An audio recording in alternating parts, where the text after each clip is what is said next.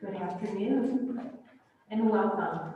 Before we begin, I would like to thank our Board of Education, Superintendent Dr. Bob Hunt, Chagrin Falls High School Assistant Principal, Ms. Amanda Rossi, and our advisor, Ms. Lisa Salyers. This afternoon, we are honored to induct 32 of Chagrin Falls High School's finest students into this prestigious society comprised of the world's high school scholastic leaders. The achievement of these 32 students didn't happen by accident. These bright young scholars demonstrated persistence, resiliency, and dedication to their academics. This honor is truly a culmination of impressive academic achievement. Congratulations. At this time, I would like to introduce Ms. Lisa Salyers to share the Society's history and motto. Hi, everybody. So I want to tell you a little bit about Cum Laude Society. It is among the oldest academic honor organizations for high school students in the country. It was organized in 1906 by Dr. Abram W. Harris, director of the Tome School in Maryland. And he believed scholastic achievement of students in secondary school should be accorded as much recognition as given to other accomplishments. And he envisioned a society modeled on Phi Beta Kappa, which would encourage and recognize true scholarship. During the Society's existence, there has been no deviation from the original objective of the membership, and it focuses on superior scholarship. Student membership is limited up to 20% of the student class, of the senior class, and represents significant scholarship. Even today, Cum Laude Society is based on 3 key core values that come to us from ancient Greece. 1, arete, meaning excellence and moral goodness, or the act of living up to one's full potential, which can be seen in many of the Homeric epics. 2, dike, refers to the concept of justice. In Homer's time, a city that practiced justice was assured of prosperity. And 3, time, being true to what is right and conducting oneself with honor. I think these values build upon the principles of Chagrin Falls High School, and for students who will be installed as members, please know your work and effort have resulted in the recognition of distinctive cum laude status, and you join a prestigious group of your peers throughout the nation. So congratulations to you for all your hard work. I want to take a minute and introduce you to our keynote speaker today. This is Arla Seibert, and if you guys are sitting here in front of me, you can see her on the screen here in a minute. And if you're watching from home, same thing. Arliss began her teaching career at Cranbrook Schools in Bloomfield Hills, Michigan in 1971, and she has held many different roles in school community, including head of the Cranbrook Kingswood Upper School for 8 years, which was named an exemplary school by the United States Department of Education during her tenure. And she served as the director of schools for 23 years. She also has been recognized by the city of Detroit for her civic work with the Spirit of Detroit Award. Arliss has held many leadership roles in a variety of educational organizations, but I asked her to speak with you today because she currently serves as President General of the Cum Laude Society, the organization you are being inducted into. So without further ado, let's give Arliss a warm welcome.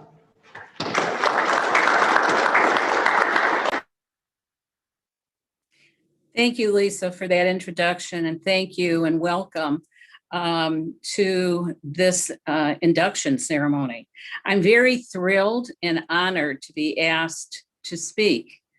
And let me offer my personal congratulations on behalf of the national organization, both as Regent and President General. I think the one thing that I would add in terms of this introduction is that every year in Boston, the different regents from the different parts of the United States come together to review each school, each chapter, and determine that they are in compliance with the criteria.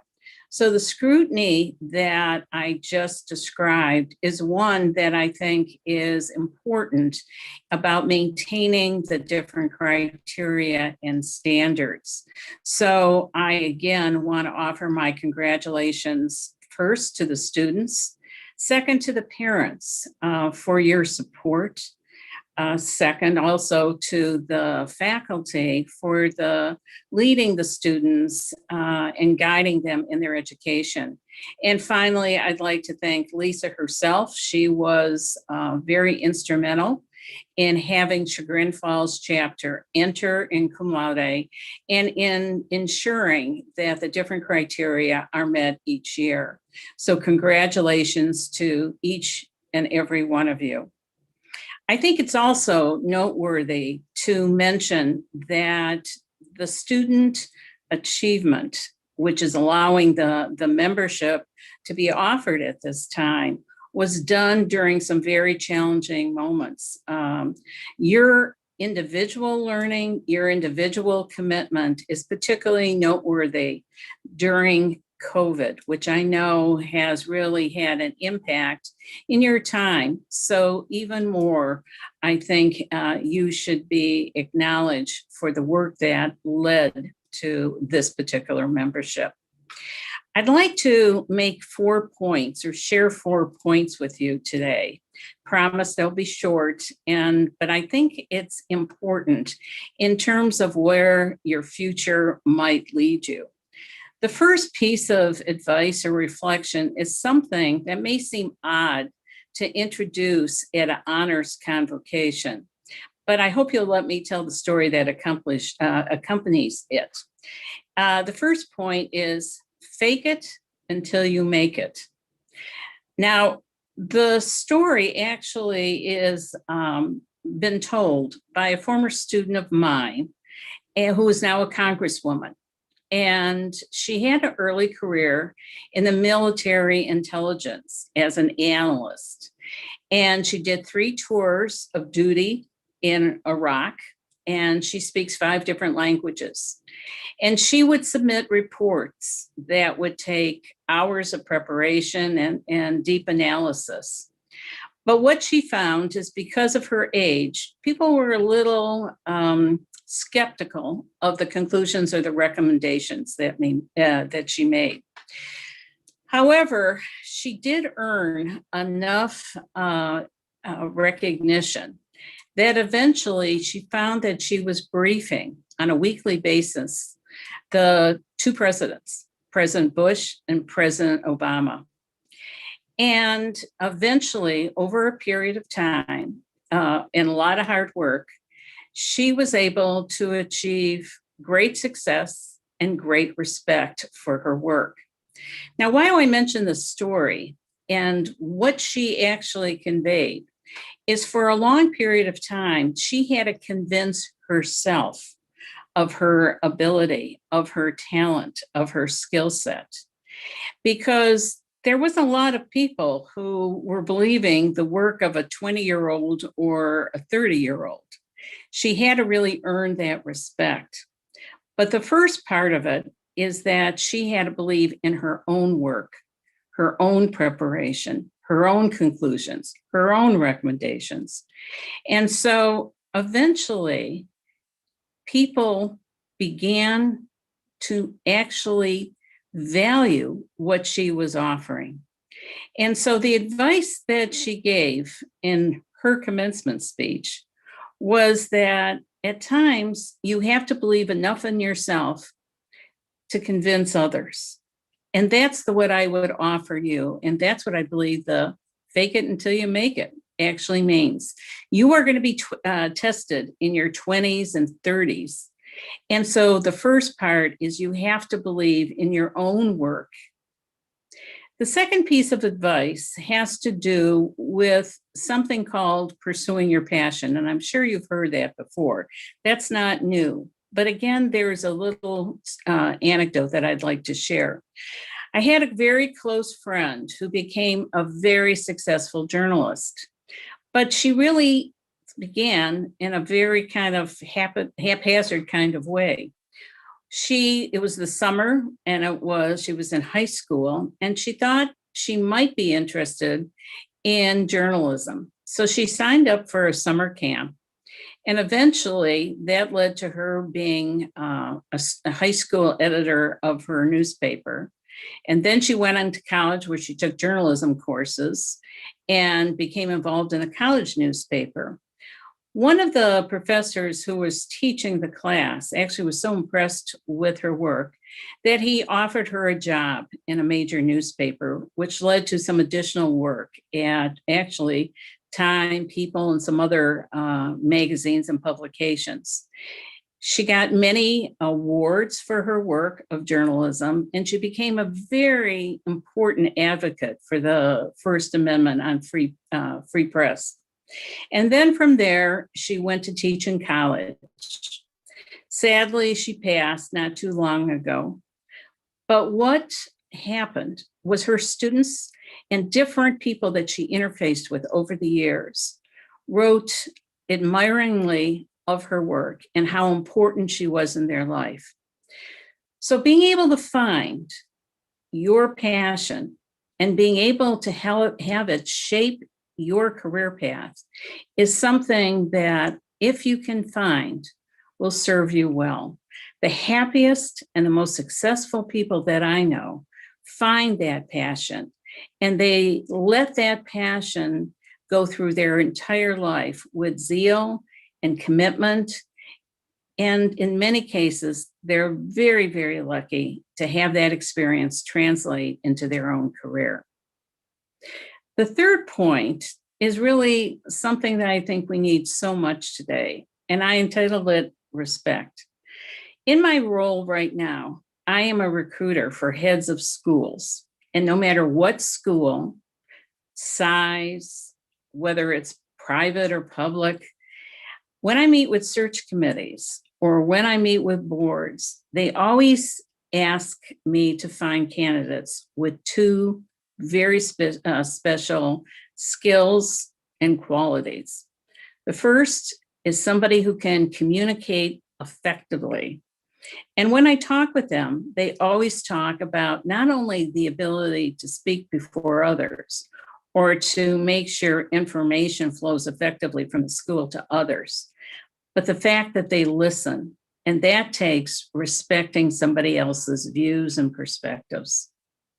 The second thing that they asked me also to really focus on is the ability to collaborate, the ability to work with others. And I think at the heart of that is also being able to accept different perspectives, different viewpoints, and not being afraid when somebody challenges you. If you have that ability, the ability to respect others' views, I guarantee that you will be much more successful than if you argue or if you debate to the point that it's just about winning. What it really has to be is the ability to value somebody else's views. And in so doing, you will find that your position will be strengthened in the process because you respect others. The fourth is actually the fear of failure. And I'd like to talk a little bit about that. Up to now, my suspicion is that you probably have been highly successful students and individuals for all the reasons that we had just mentioned a few moments ago in the introduction about your resilience and your work ethic. But at some point, it will be inevitable in your life that you will have some kind of failure. My advice to you is really to not only accept it, but embrace it, and embrace it by learning why you failed and then taking the corrective actions accordingly. But most of our celebrities, in one fashion or another, have experienced some form of failure. Michael Jordan, for instance, for all his great skill now, when he was a sophomore in high school, was bumped from the varsity team and actually put on JV because the coach didn't think his skills at that point were such that they really needed some work. Similarly, you find that Google has a special department called Google X. And what they do is take some of their brightest talent and bring and encourage them to try new things. They expect failure, but what they also expect is lessons to be learned. And there's a famous quote from Thomas Edison, who said that he just found 10,000 ways of making a successful light bulb, not 10,000 ways that he failed. Celebrity after celebrity has had a similar experience. And so my, again, advice to you is accept that failure, but move forward with the lessons that you learned. So these 4 points of advice come at a time when you're about ready to graduate, when you're going to find challenges as you go on to college. And I hope that the success that you learned here is just going to be of a larger success that comes in your life. But I do advocate that not only the lessons of failure, but it's also the lessons how you go forward once you are successful. So right now, I offer my deep and personal congratulations to you.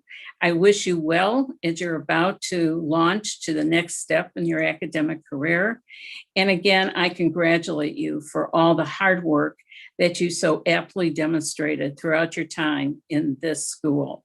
Chagrin Falls is a great place to live, a great place to be educated, and now it's time to step forward into the larger world. You certainly have demonstrated you have the right stuff. Best wishes to each and every one of you and to your families. Thank you.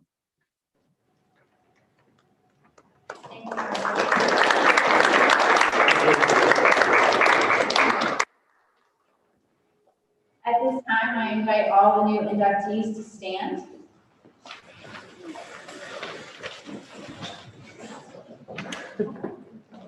The distinguished record you have made at Chagrin Falls High School has won for you the membership into the Cum Laude Society. The society is a fellowship of scholars whose purpose is to recognize excellence in academic work. As you pursue your education, it is our hope that you will accept the honor of membership in the society as a responsibility to make a contribution to the ongoing search for the greater understanding of humanity and society. In testimony of your admission to the Cum Laude Society by the authority of the society duly granted, I now pronounce you these certificates of membership. You guys can sit down, and I'm just going to call you up one at a time to get your cords and your certificate. And I'll just go alphabetically. So starting with Jillian Brown.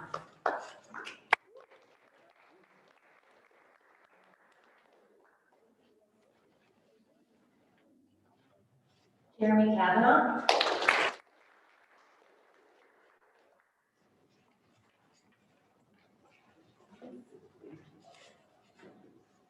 Emily Collins.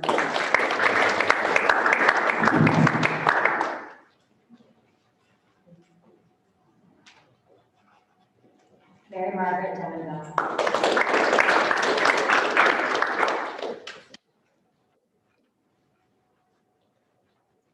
Ellie Foley.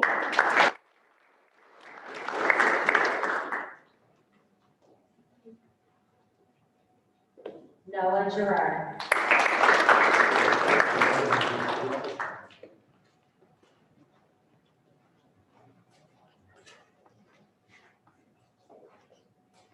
Marley Goodwin.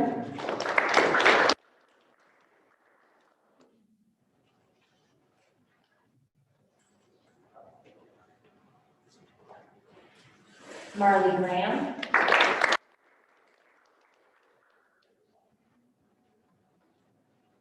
Lula Haskett.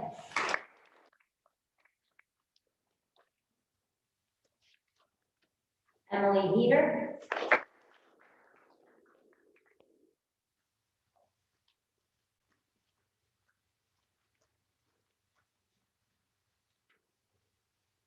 Lily Carriel.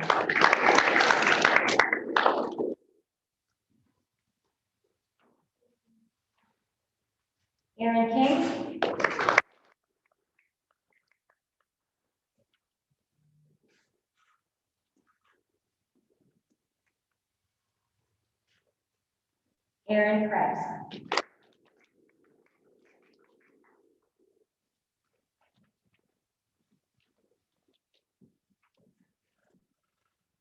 Julia Solomon.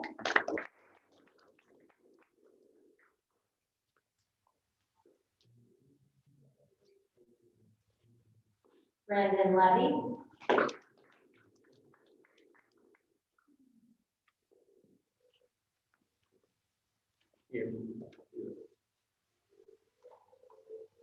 Owen Lewis.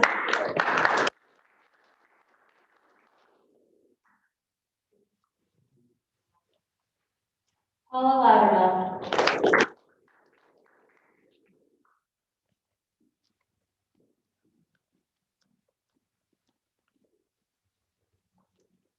Owen McClintock.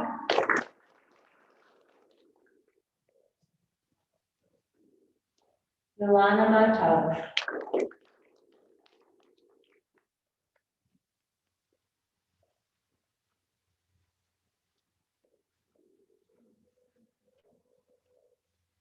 Dina Mossad.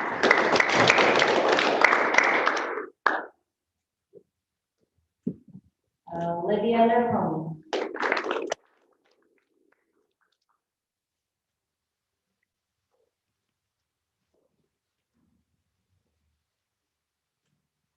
Cam O'Connor.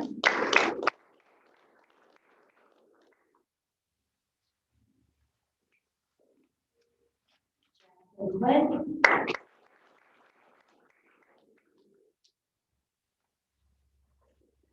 Annie Scott.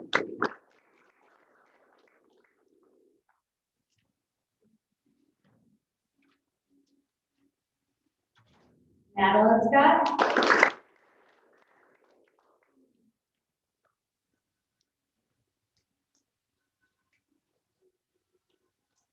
Summer Snell.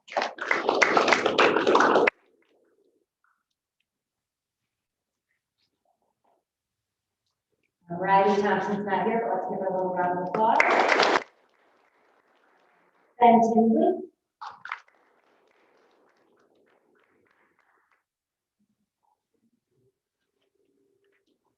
Luke Volpe.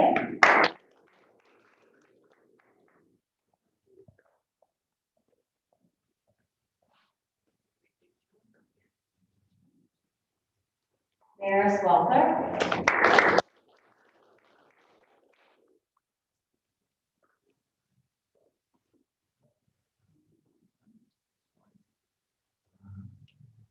Lily Winans.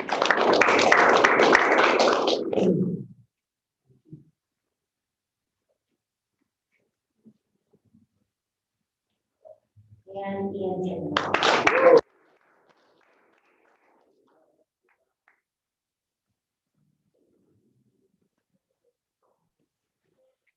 One big round of applause for everybody. Maybe?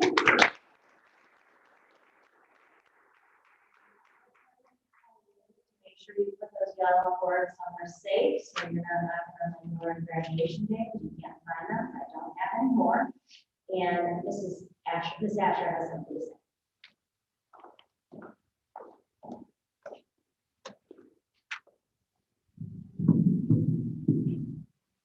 Again, to close, we just would like to congratulate each of you who have made us incredibly proud, and I have no doubt that you will continue to make us proud in the future. That concludes it. We're going to organize for a picture, but congratulations. And thank you to everybody watching for joining us.